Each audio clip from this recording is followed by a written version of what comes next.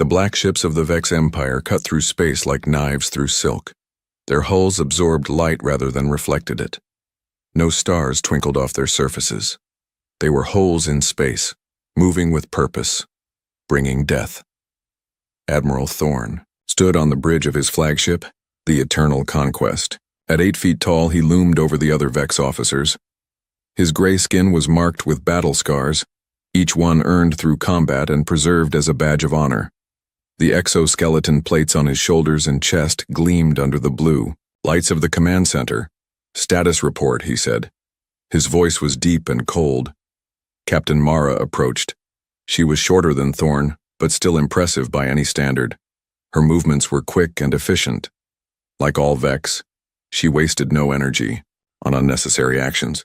"The Krell defense fleet has been destroyed, Admiral," she reported. "Their orbital stations have fallen. Ground resistance continues but will not last beyond the next cycle." Thorn nodded.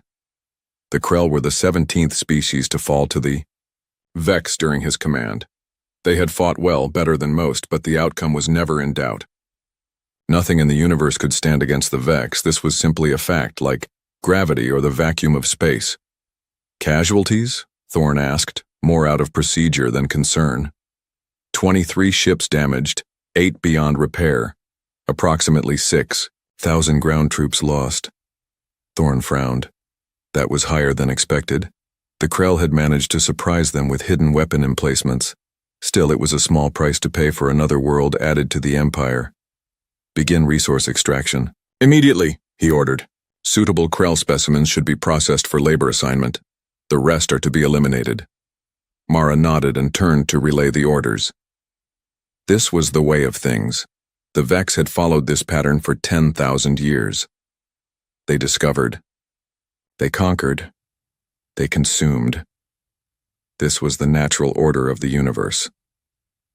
Later, Thorn stood in his private chamber, looking at the holographic display of the conquered Krell homeworld.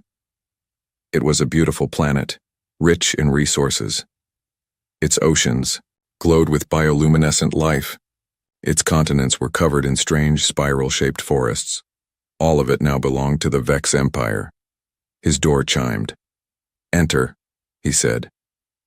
Intelligence Officer Wren stepped into the room.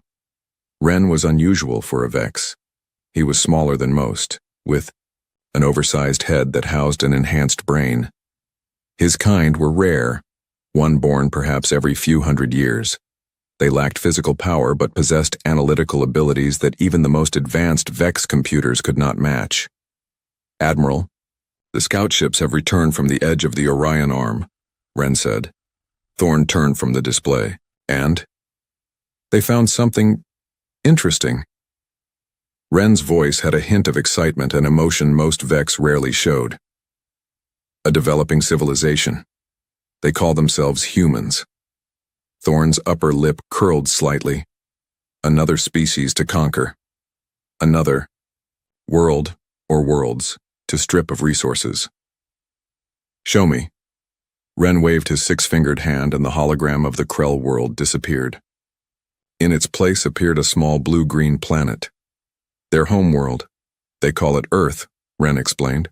"A water world with 7 continents. Oxygen atmosphere. Gravity slightly lower than our standard." The image zoomed out to show a star system. 1 sun, 8 planets, several dwarf planets and asteroid belts. "Their level of technology?" Thorn asked. "Early space age.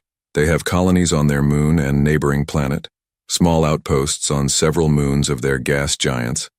They've sent primitive robotic probes beyond their system, but their fastest ships would take decades to reach even the nearest star." Thorn grunted. "Primitives, then. Hardly worth his personal attention. The interesting part," Wren continued, "is their history." The hologram shifted to show images captured by the scout ships. Humans building cities. Humans fighting wars. Humans creating art. Humans exploring their world. "They've only had industrial technology for about 300 years, Wren said. "Before that, they were using animal power and simple machines. But look at the rate of advancement. The images flashed faster. Horse-drawn carriages became steam engines. Propeller aircraft became jet engines. Vacuum tubes became microchips. Rockets became space stations. No other species we've encountered has advanced this quickly, Wren said. From their first powered flight to landing on their moon took them less than 70 years. Thorne frowned. That was an unusual but ultimately meaningless. Are they a threat? Wren hesitated. No, their weapons are primitive. Nuclear fission, early fusion, basic energy weapons. Their ships have minimal shielding, but what? Their psychology is different. They fight constantly, against their environment, against each other. They've had thousands of wars in their short history. Their literature is filled with stories of struggle against impossible odds. They seem to enjoy challenge. Thorne laughed, a harsh barking sound rarely heard from a Vex. All species fight when they must. All species surrender when they should. These humans will be no different. Wren didn't look convinced. There's something else. They're highly adaptable. Their planet has environments ranging from Arctic to desert to tropical, and they've colonized all of them. They can survive temperature ranges that would kill most species. Enough, Thorne said, waving a dismissive hand. Prepare a standard conquest plan. I will assign Captain Drav to lead the operation.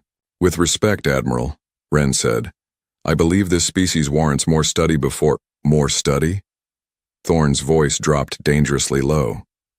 Are you suggesting that these primitives might pose a challenge to the Empire?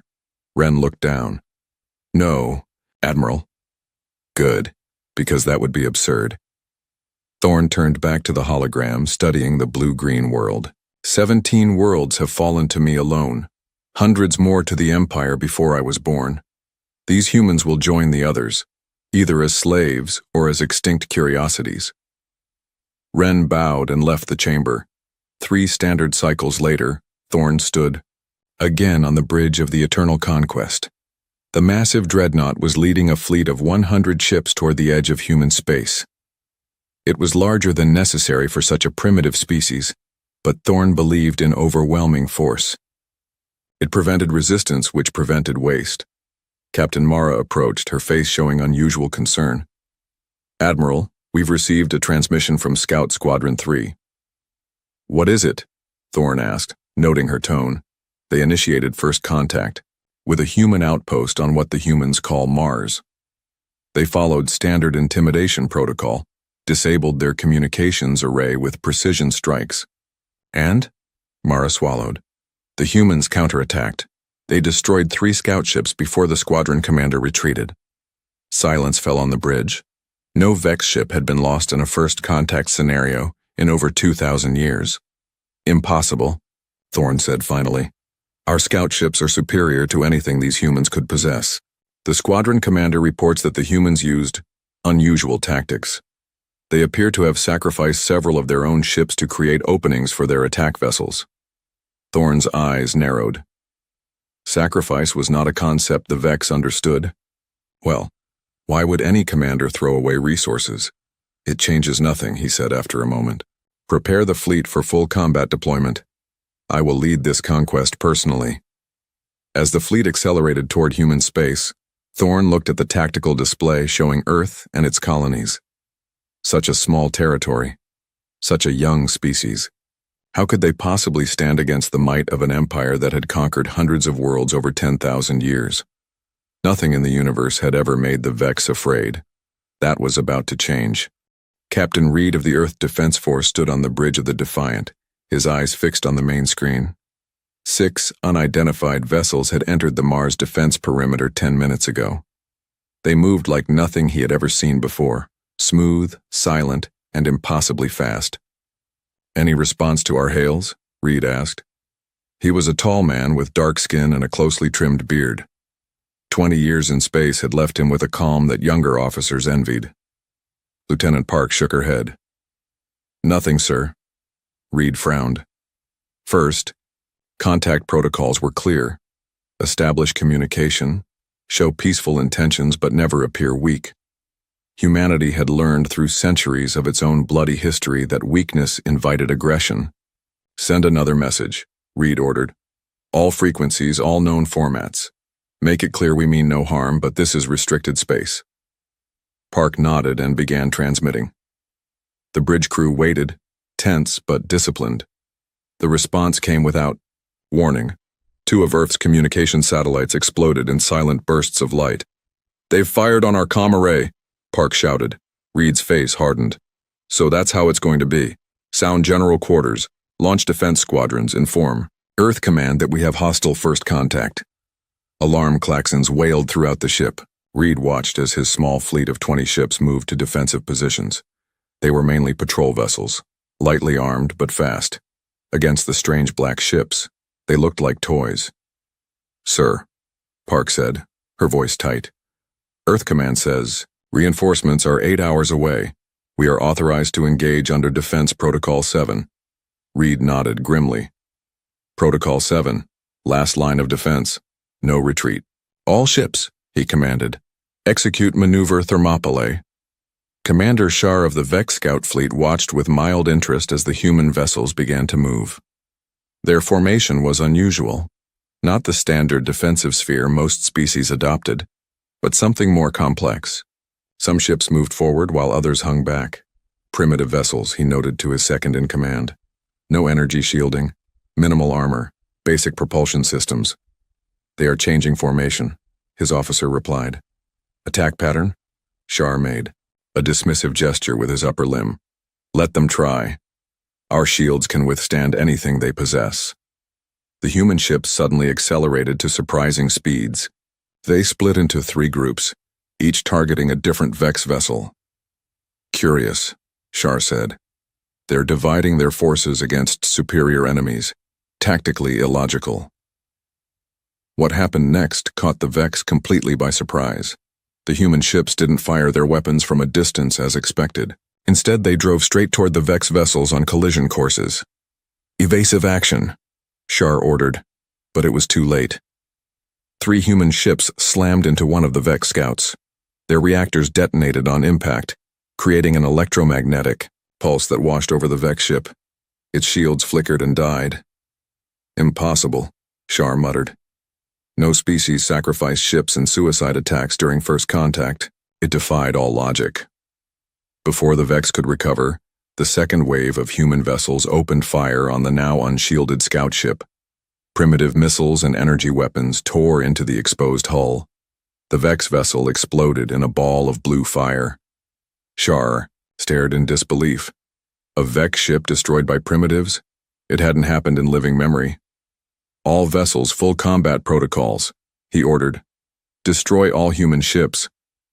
The battle that followed was short but shocking. The Vex lost 5 scout ships to the human 17. By any measure, it was a Vex victory, but one that came at an unthinkable cost. Vex scouts simply didn't lose ships against primitive species. Ever.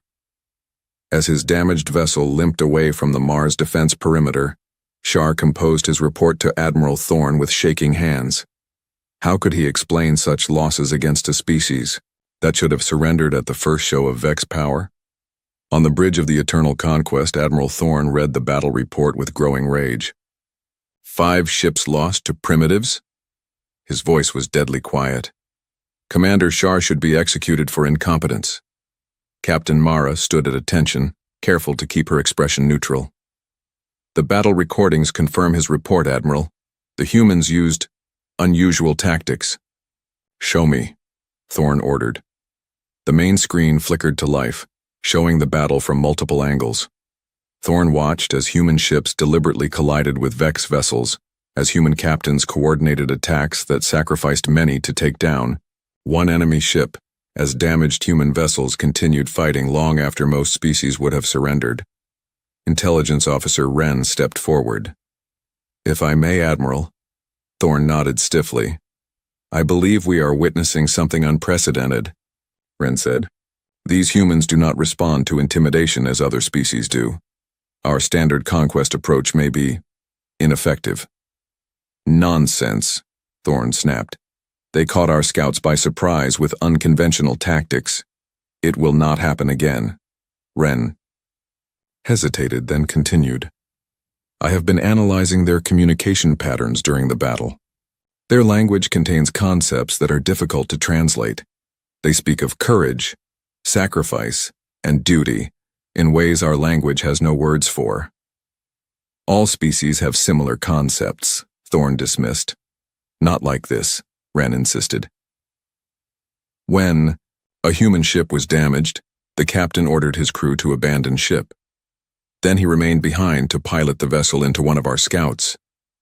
His final transmission was, for Earth and all humanity. He sacrificed himself deliberately. Thorne frowned.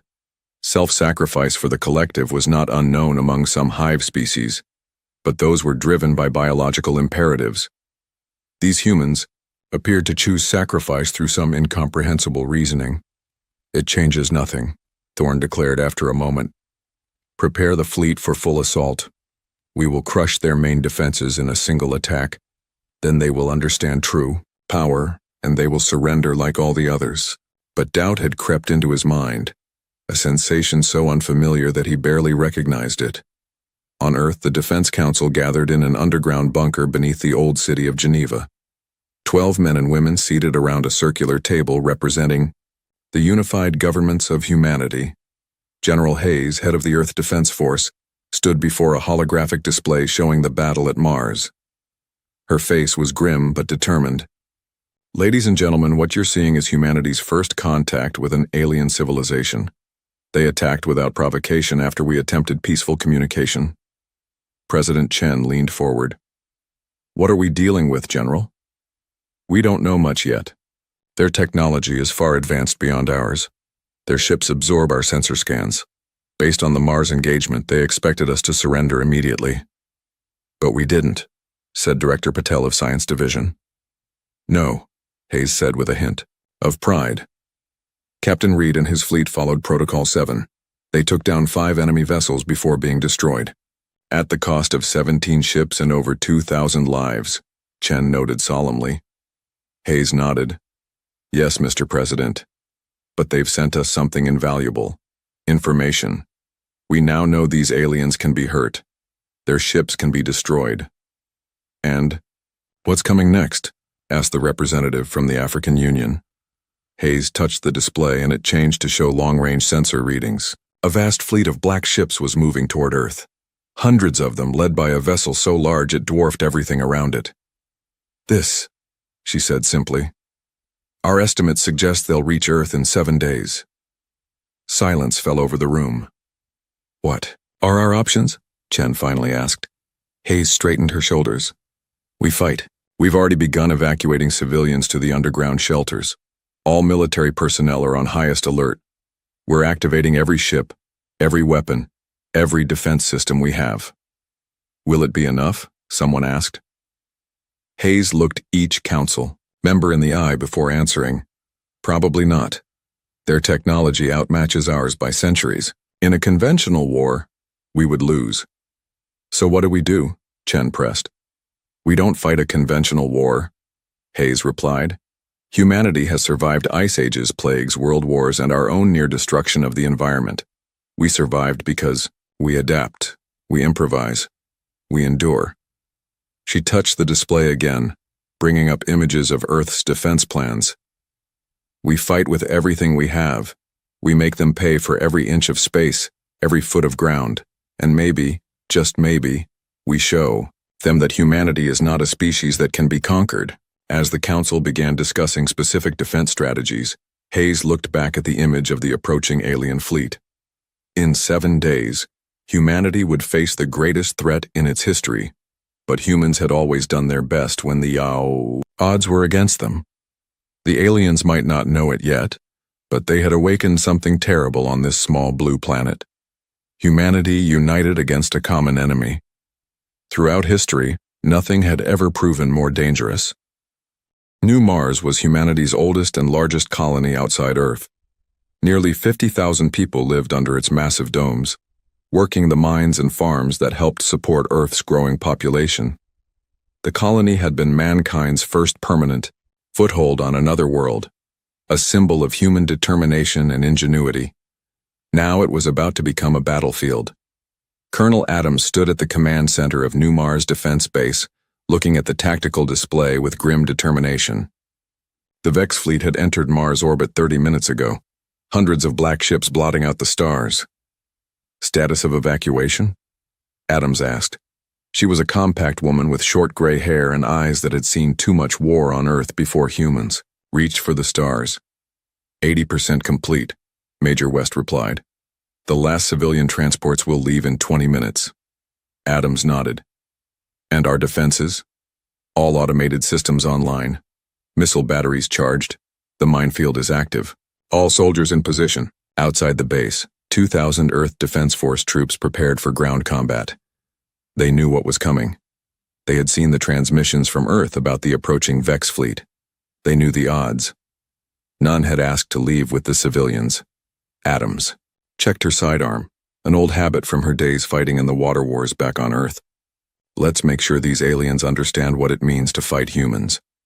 Admiral Thorne's voice boomed across all communication frequencies as the Vex fleet surrounded the red planet. Attention, human colony. This is Admiral Thorne of the Vex Empire. Your pitiful defense fleet has been destroyed. Your homeworld will soon fall. Surrender now and some of you may live as servants of the Empire. Resist and you will be eliminated. You have 1 hour to decide. In the new Mars Command Center, Colonel Adams didn't hesitate. She opened a channel to respond. This is Colonel Emma Adams of the Earth Defense Force. We've received your message and discussed your terms. She paused. Our answer is, come and get us, you overgrown cockroaches. She cut the transmission and turned to her officers. That should piss them off. Major West couldn't hide his smile. Yes, ma'am. On the bridge of the Eternal Conquest, Admiral Thorne's face darkened with rage. Cockroaches, he snarled. They dare? Captain Mara stood perfectly still, knowing better than to speak when the Admiral was angry. Intelligence Officer Wren, however, stepped forward. Admiral, I believe this is another example of the unusual human psychology I mentioned. They are provoking us deliberately. Then they will learn the cost of such insolence, Thorne growled. Begin the landing. Standard conquest pattern. Level. They're major structures. Kill any who resist. Wren cleared his throat. If I may suggest, Admiral, perhaps we should adjust our standard approach. These humans have already demonstrated— Enough, Thorne cut him off. I have conquered 17 worlds using these tactics. I will not change them for primitives who got lucky once.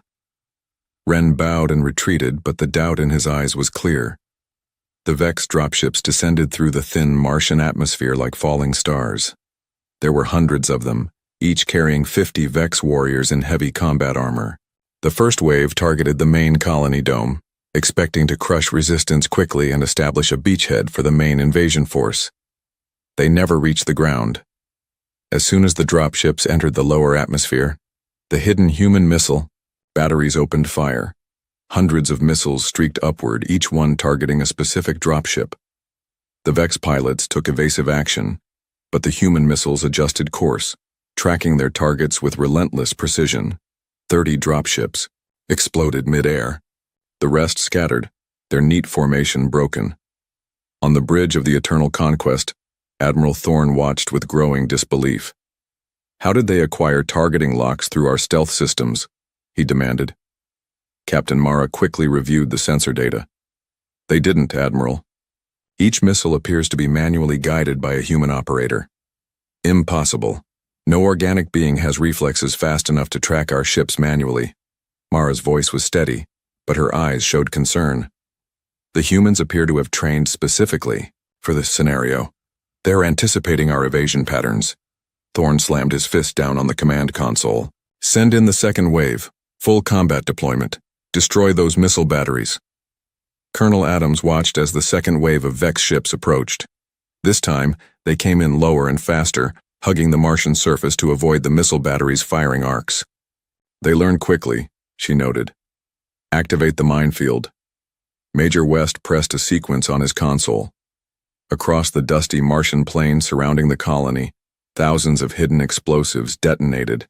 The approaching Vex ships flew directly into a wall of fire and shrapnel. More ships fell, but many made it through. The first Vex troops touched down on Martian soil 2 miles from the main colony dome. Adams nodded to herself. It was time for Phase 2. All ground forces engage as planned. Remember your training. These things may be bigger and stronger, but we're fighting for our homes. The Vex ground commander, Sub-Admiral Drav, led his troops toward the human colony, with complete confidence. Initial resistance had been stronger than expected, but now they were on the ground. No species could match the Vex in direct combat. His warriors were 8 feet tall, protected by advanced armor that could withstand most energy weapons. Each carried a plasma rifle capable of vaporizing a human with a single shot. They moved in perfect formation, as they had on 100 conquered worlds. The first sign that something was wrong came when his forward scouts disappeared without warning. "Report," Drav commanded. "What happened to Scout Team 1? "Unknown, Sub-Admiral," his second-in-command replied. "They've stopped transmitting." Drav frowned. "Send Team 2 to investigate." Before his order could be carried out, the ground beneath his front line erupted. Explosives buried in the Martian soil detonated, sending Vex warriors flying through the thin atmosphere. "Ambush!" Drav shouted. "Defensive formation!" His warriors responded instantly, forming a protective circle. But the humans were nowhere to be seen.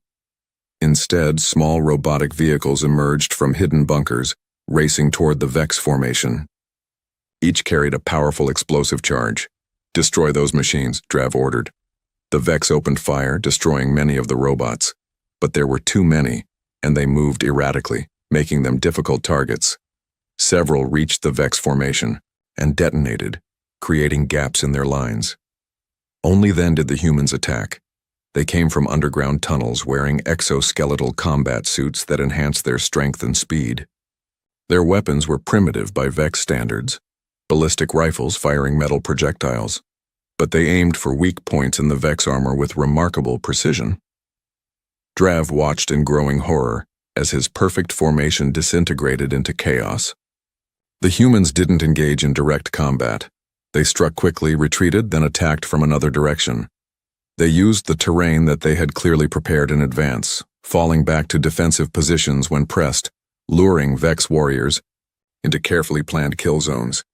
"This is Sub-Admiral Drav," he transmitted to the fleet. "Request immediate air support. The humans are using guerrilla tactics. We need—" His transmission cut off as a human sniper's bullet found the gap between his helmet and chest plate. The New Mars Command Center. Colonel Adams watched the battle unfold on tactical displays. The humans were taking losses, heavy losses, but the Vex were paying for every inch of ground.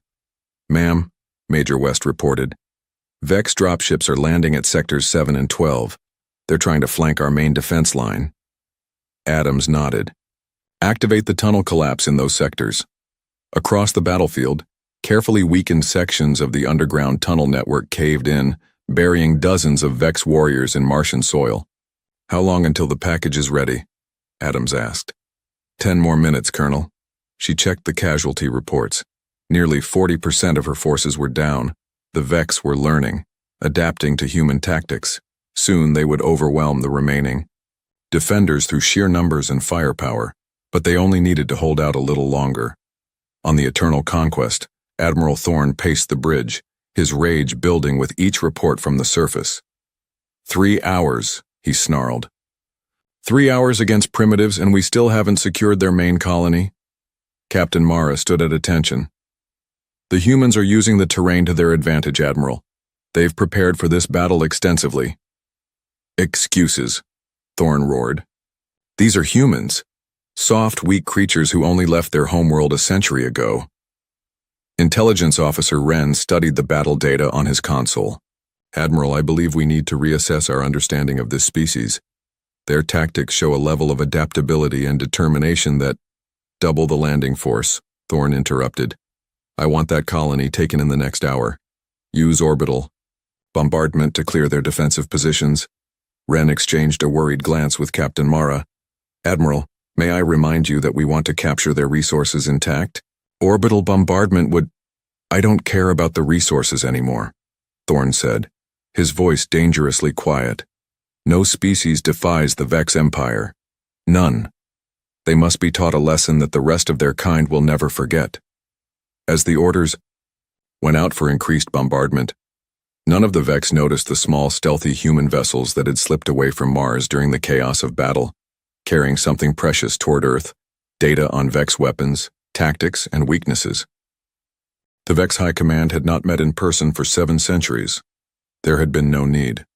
The Empire expanded steadily, adding new worlds and species to its domain without serious challenges. Local admirals handled conquests routinely, reporting their victories through regular channels.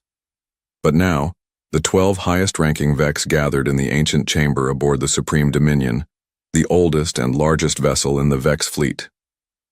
This massive ship, 10 times the size of Admiral Thorne's dreadnought, had not moved from its position at the heart of Vex space in over 1,000 years.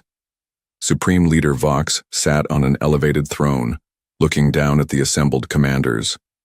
His skin was pale gray, almost white with age. Unlike other Vex, he had no battle scars. His position had kept him from direct combat for centuries, but his eyes were sharp and cold as he studied the reports from Earth. 3 weeks, he said, his voice surprisingly strong. 3 weeks, and we have not conquered a single human world completely. Explain this failure. Admiral Thorne stepped forward. As the commander of the Earth invasion fleet, the failure was his responsibility. Supreme Leader, the humans are unusual. They fight with tactics we have not encountered before. Unusual? Vox's voice dripped with contempt. They are primitives. Their technology is centuries behind ours. Their bodies are weak. They live short, meaningless lives. Yet you claim they can stand against the Empire? Thorne straightened his spine.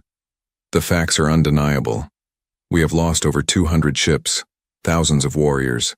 The Mars colony still has not been fully pacified. Their Earth defense fleet has bloodied our forces repeatedly using suicide, tactics, and improvised weapons. Vox's eyes narrowed. So you admit defeat? Never, Thorne said quickly. I request additional resources. The planet cleansers. The planet cleansers? Vox leaned forward. You would destroy worlds rich in resources because you cannot defeat their primitive defenders? Intelligence Officer Wren stepped forward, breaking protocol. Supreme Leader, if I may speak? The chamber fell silent. A lower-ranking officer addressing the Supreme Leader without permission was unheard of. Vox studied the small intelligence officer for a long moment. Speak. The humans are not like other species we have conquered, Wren said. They do not follow predictable patterns. They adapt rapidly. They sacrifice willingly. Most concerning, they view defeat as temporary. Explain, Vox commanded. When we destroy their ships, they build more. When we take their territory, they retreat and plan counterattacks. Even when completely outmatched, they continue fighting. Wren activated a holographic display showing battle footage. This is from the Mars colony. The display showed human soldiers, clearly injured, continuing to fight until they could no longer move. It showed civilians turning common tools into weapons. It showed children helping to set traps for Vex warriors. They have a concept they call hope, Wren continued. It seems to grow stronger the more we push them. They believe they can win even when all logic says they cannot. Vox's face remained impassive, but his eyes showed something rare for a Vex: uncertainty. Admiral Krell, commander of the Eastern Fleet, spoke up. This is absurd. No species can stand against our full might. We should commit the entire fleet, crush their homeworld, and end this. I agree, said another admiral. Destroy their centers of population. Break their will to resist.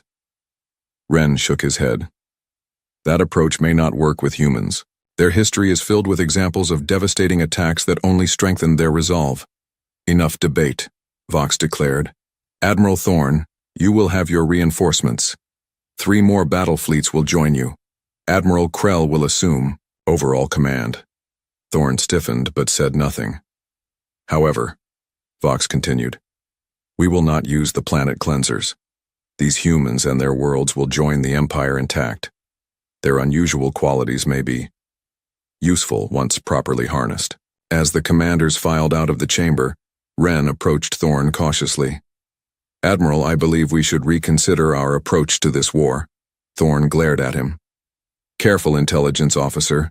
Your observations border on disloyalty." "Not disloyalty, Admiral. Pragmatism. I have studied thousands of human communications. They are spreading across their star system rapidly. They have 17 colonies already. They breed quickly and establish new settlements constantly. Even if we destroy their homeworld, they will continue fighting. Every species can be broken," Thorne insisted. "Perhaps," Wren said quietly. "But at what cost to the Empire?" On Earth, the War Council met daily in the underground command center beneath Geneva. What had started as 12 representatives had expanded to include military commanders, scientists, and engineers. Anyone with ideas that might help humanity survive. General Hayes pointed to the latest intelligence on the main display. "The Vex are bringing in reinforcements. 3 more fleets, at least 1,000 ships." President Chen nodded, grimly. "And our status? We've evacuated as many people as possible to the deep shelters. Production of new ships and weapons continues around the clock. The Mars colony is still fighting, tying down Vex forces." Hayes paused. "But I won't lie to you. The next attack will be worse than anything we've seen so far." Dr. Wilson, head of the science division, stepped forward. "We've made progress understanding their technology. The data from Mars has been invaluable." "Explain," Chen said. Wilson activated a side display showing diagrams of Vex ships and weapons. "Their technology isn't actually that far beyond ours in basic principles. They're just more refined, more efficient. But there are weaknesses we can exploit." He highlighted sections of a Vex ship. "Their shield generators operate on predictable frequencies. Their communication systems can be jammed. And most importantly, they think like conquerors, not defenders." "Meaning?" Hayes asked. "Their tactics are all focused on overwhelming force and intimidation. When those fail, they don't adapt well, they just use more force." Wilson looked around the room. "They've never had to fight a defensive war. They don't understand what it means to fight for survival." Hayes nodded slowly. "So we hit them where they don't expect it." "Exactly," Wilson said. "They expect us to defend Earth with everything we have. So instead we take the fight to them." President Chen frowned. "How? Their ships outgun ours 10-1. Colonel Reeves of Special Operations stood up. "We don't fight their ships directly. We infiltrate them." She brought up a new display showing small, stealthy vessels. "We've modified scout ships with captured Vex technology. They can approach the Vex fleet undetected. Small teams can board their vessels, gather intelligence, plant explosives, or even capture smaller ships." "It's a suicide mission," someone objected. "Maybe," Reeves acknowledged, "but we have no shortage of volunteers." Chen looked around the room. "Will it be enough?" No one answered immediately. Finally, Dr. Wilson spoke. "By itself? No, but it's part of the larger strategy. We don't need to win this war conventionally. We just need to make it so costly that they decide we're not worth conquering." Hayes nodded in agreement. "Exactly. Every day we hold out, we learn more about their weaknesses. We adapt our weapons and tactics. We become stronger while they grow frustrated. And if they decide to simply destroy Earth rather than conquer it?" Chen asked quietly. The room fell silent again. "Then humanity continues," Hayes said firmly. "Our colonies grow stronger every day. Mars still fights. Europa, Titan, the asteroid bases. Even if Earth falls, humans will survive. And someday we'll take our home back." Chen studied the determined faces around him. 3 weeks ago, these people had been politicians, career military, scientists focused on peaceful exploration. Now they were fighting for the survival of their species. And somehow, despite everything, they still believed they could win. As the meeting concluded, he pulled General Hayes aside. "The special project, how close are we?" Hayes glanced around to ensure they weren't overheard. "Project Trojan, the prototype, is ready. We'll deploy it with the infiltration teams. And if it works, Hayes allowed herself a small smile. Then the Vex will learn that humans don't just adapt to technology. We steal it and make it better. 3 years into the war, Admiral Thorne stood on the bridge of the Eternal Conquest, watching the battle unfold around the gas giant humans called Jupiter. What should have been a simple operation to destroy the human mining stations on the moon, Callisto had turned into yet another frustrating engagement. The humans had hidden their defensive fleet behind the radiation belts of Jupiter, emerging only to strike at Vex ships before retreating back to safety. Their vessels were different now, faster, more maneuverable, with weapons that seemed specifically designed to target Vex shield frequencies. "Admiral," Captain Mara reported. "Battle Group 3 reports heavy damage. The humans are using some kind of new torpedo that phases through our outer shields." Thorne's face was a mask of controlled fury. 3 years of constant warfare had left its mark on him. New scars crossed his gray skin, and his once proud posture had a slight stoop of exhaustion. "Redirect Battle Group 5 to support them," he ordered, "and launch another wave of fighters." Intelligence Officer Wren approached cautiously. Unlike Thorne, he seemed energized by the long conflict, his eyes bright with the challenge of understanding the human enemy. "Admiral, long-range sensors are detecting unusual energy readings from the human flagship." "Explain," Thorne demanded. Wren studied his datapad. "The readings are similar to our own dreadnought power signatures, but that's impossible. Humans don't have that technology." Thorne's eyes narrowed. "Unless they've stolen it." He turned to his communications officer. "Alert all vessels. The human flagship is to be destroyed immediately, priority target." But the warning came too late. The human vessel Defiance, twice the size of any previous human ship, emerged from behind one of Jupiter's moons. Its hull gleamed with an odd, light-absorbing material that looked disturbingly similar to Vex technology. Instead of the usual human weapons, it fired beams of concentrated energy that cut through Vex shields, as if they weren't there. "Impossible," Thorne whispered. On his tactical display, he watched as 3 Vex cruisers were destroyed in rapid succession. The Defiance moved with impossible speed for its size, its maneuvers defying the tactical predictions of the Vex computers. "All vessels concentrate fire on that ship," Thorne ordered. The Vex fleet responded, dozens of ships turning their weapons toward the human flagship. Energy beams and plasma torpedoes streaked across space, only to be absorbed by shields that glowed with the same blue energy as Vex protection systems. "They've adapted our technology," Wren said, his voice a mixture of horror and admiration. "They've not only stolen it, they've improved it." Before Thorne could respond, alarms blared. Across the bridge, multiple breaches reported throughout the ship, Captain Mara announced. "We're being boarded." Commander Alex of the Earth Special Forces moved swiftly through the corridors of the Vex dreadnought. 3 years of war had turned the once ordinary naval officer into something else, part soldier, part spy, part alien technology expert. The boarding team of 20 humans moved with practiced precision. Their combat suits were a mixture of human and Vex technology, providing both protection and enhanced strength. Their weapons fired energy pulses specifically calibrated to penetrate Vex armor.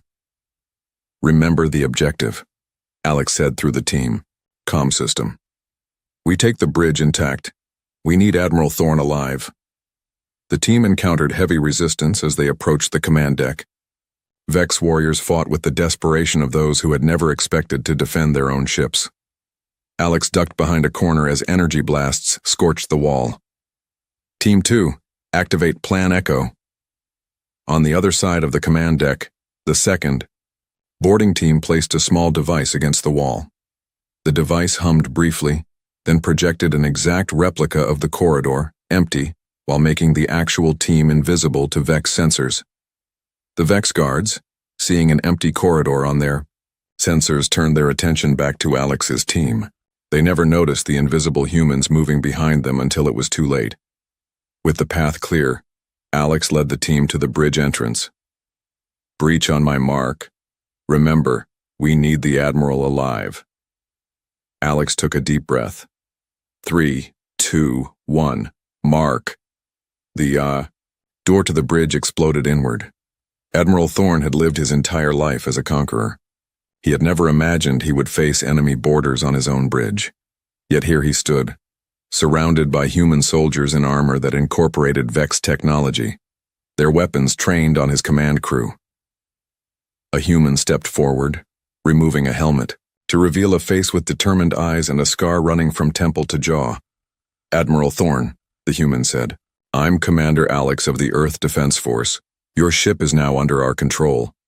Thorne straightened to his full height, towering over the human. "Kill me and be done with it. I will not surrender." Alex smiled slightly.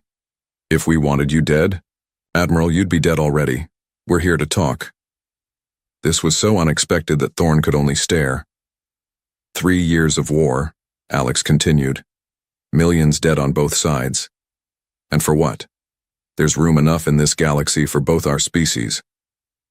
"You would speak of peace after all this?" Thorne gestured to the human soldiers, their weapons still aimed at his crew. "You board my ship, steal our technology, and then expect me to negotiate?" "We adapted your technology," Alex corrected. "Just as we've adapted to everything throughout our history. It's what humans do. We see, we learn, we improve." Intelligence Officer Wren stepped forward cautiously. "Commander, may I speak?" Alex nodded.